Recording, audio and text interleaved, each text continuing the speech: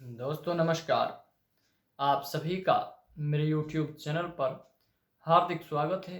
मैं आशा करता हूँ कि आप सभी स्वस्थ एवं सुरक्षित होंगे और संक्रमण के इस काल में आप सभी अपना ख्याल रख रहे होंगे। दोस्तों, जिसकी तलाश में देश के तमाम राज्यों की पुलिस पिछले 18 दिन से लगी हुई थी, जिसकी तलाश में लगातार 4 मई से पुलिस खाक छान रही थी, जिसकी तलाश में सारा खुफिया विभाग लगा हुआ था, जिस ओलंपियन की तलाश में 1 लाख का इनाम पुलिस को बोलना पड़ा, जिसके सहयोगी के लिए पुलिस को 50,000 रुपये इनाम की घोषणा करनी पड़ी। आखिरकार आज वो दोनों गिरफ्तार हो ही गए। दोस्तों, मैं आपको बताना चाहूँगा कि जिस पल का हम सभी को इंतजार था, सागर धनखड़ हत्याकांड में आज पुलिस ने यानी कि दिल्ली के मुंडका इलाके से सुशील कुमार और उसके सहयोगी अजय को गिरफ्तार किया है। और दोस्तों, मैं आपको बताना चाहूँगा कि जो अपडेट है सुशील कुमार के बारे में, वो ये है कि सुशील कुमार ने ये कहा है कि वो घटना के बाद घटना में मौजूद जरूर था, लेकिन सागर को मारने में उसका प्रत्यक्ष तौर पर कोई हाथ नहीं है और वो घटना के बाद अपने फ्लैट में जाकर के सो गया था। दोस्तों, एक विचारणीय बात है, कितनी गंभीर बात है कि एक ओलंपियन जिसको देश ने इतना प्यार दिया और बदले में उसने भी देश को दो दो बार पदक ला करके दिए, चाहे वो 2008 का ओलंपिक हो या फिर 2012 का।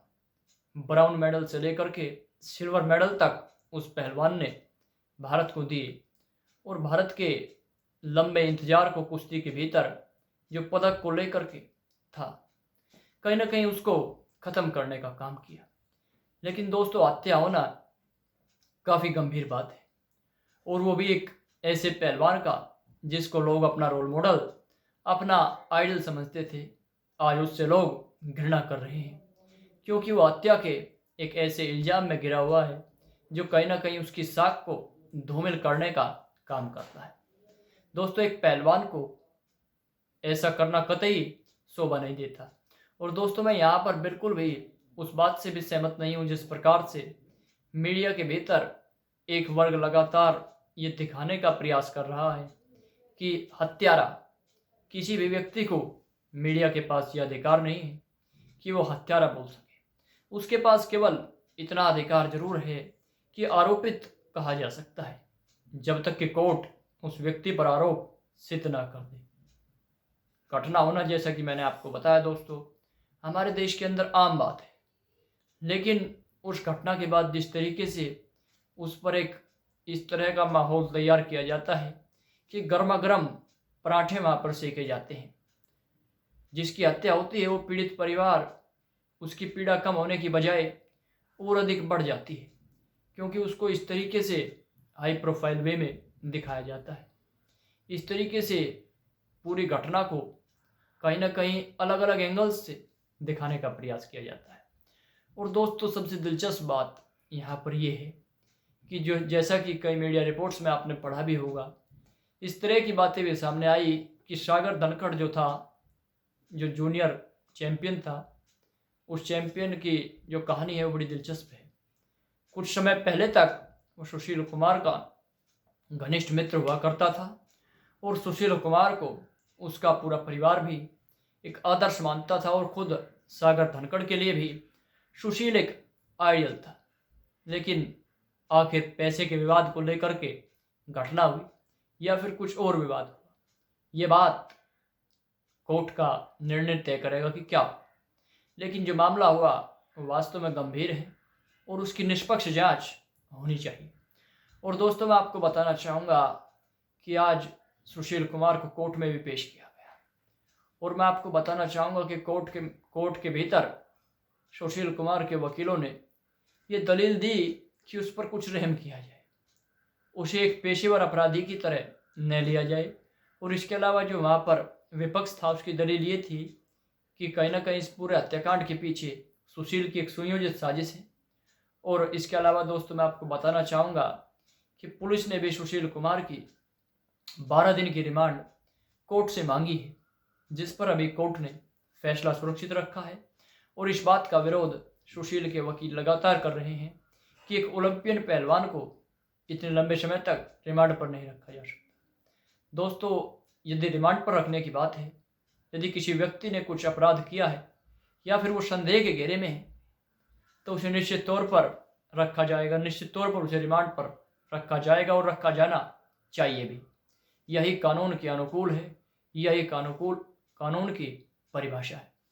और इसके अलावा दोस्तों, मैं आपको बताना चाहूँगा, जिस तरीके से सुशील ने इन 18 दिनों के भीतर, 18-19 दिनों के भीतर जो व्यवहार किया, वो वास्तव में कहीं ना कहीं एक पेशेवर अपराधी की तरह उसने बिहेव किया।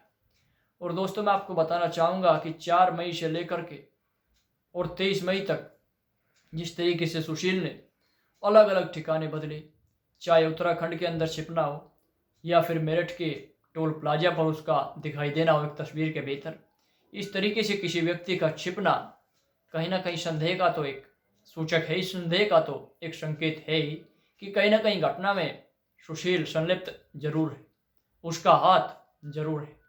इसके बाद दोस्तों, सबसे गंभीर सवाल ये उठता है कि एक पहलवान को, जिसे इतने अनुशासन के भीतर पहलवानी के गुर सिखाए जाते हैं, वो जरा सी बात पर इतना उत्तेजित कैसे हो सकता है कि उसके साथी गोलियां चला दे और उन्हें रोकने की बजाय दूसरे विपक्ष को पीटने पर उतारू हो जाए।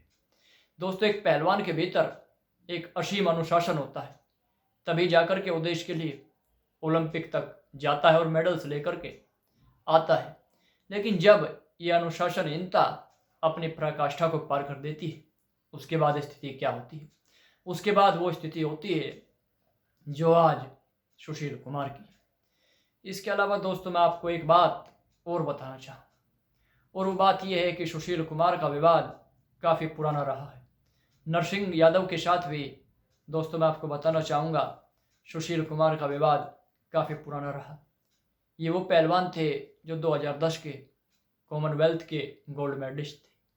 लेकिन दोस्तों, मैं आपको बताना चाहूँगा कि जिस व्यक्ति ने भारत को 2016 के रियो ओलंपिक के लिए क्वालिफाई कराया, वो आखिर में जाकर के डोप टेस्ट में फेल हो जाता है।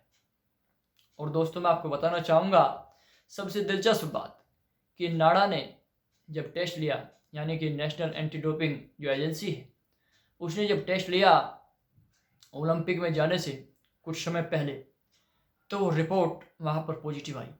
और उसके बाद दोस्तों, एक नाटकीय मोड़ देखिएगा कि कुछ दिन बाद ही नाडा ने क्लीन चिट दे दी। आखिर ये कैसे हो सकता है कि एक व्यक्ति को पहले तो क्लीन चिट दे दी गई, और उससे पहले भी अगर देखा जाए, उससे पहले उस पर यह आरोप लगाया गया कि ये तो नशे का सेवन करता है, नशीली दवाइयों का ये पहलवान सेवन करता है। इसमें कहीं ना कहीं दाल में कुछ काला था, कुछ बहुत बड़ी साजिश थी, जो ये चाहते थे कि ये पहलवान भारत का प्रतिनिधित्व ना करे रियो ओलंपिक के अंदर। और दोस्तों, इसके अलावा मैं आपको बताना चाहूँगा दूसरा बिंदु, उसके बाद वाड़ा ने 4 साल के लिए प्रतिबंध लगा दिया।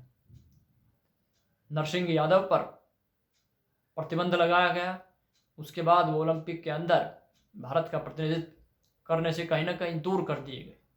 तो इस तरह की घटनाओं में भी सुशील कुमार का काफ़ी लंबे वक्त से दोस्तों हाथ रहा है, और हाथ भी ना कहूँ तो संलिप्तता तो निश्चित तौर पर रही।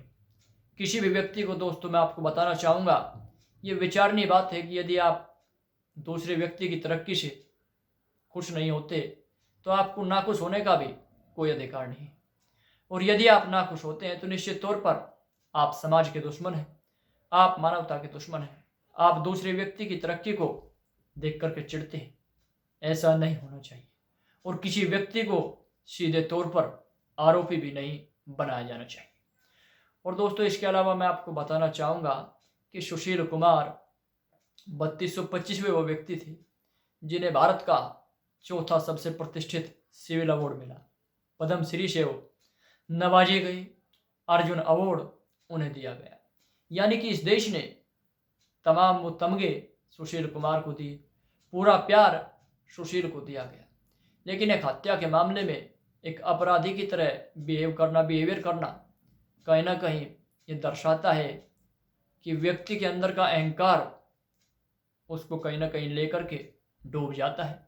और आज यही सुशील कुमार के साथ हुआ, जो उनकी छवि को दागदार बनाने के लिए घटना पर्याप्त साबित हुई। दोस्तों, यहाँ पर इस वीडियो के माध्यम से केवल मैं इतना ही कहना चाहूँगा कि जो व्यक्ति इस घटना के पीछे दोषी है उन पर निश्चित तौर पर कठोरतम कार्रवाई होनी चाहिए, और जो निर्दोष है उस पर किसी प्रकार का कोई ऐसा उसके साथ ऐसा कार्य नहीं होना चाहिए जिससे कि उसकी गरिमा को ठेस पहुँचे।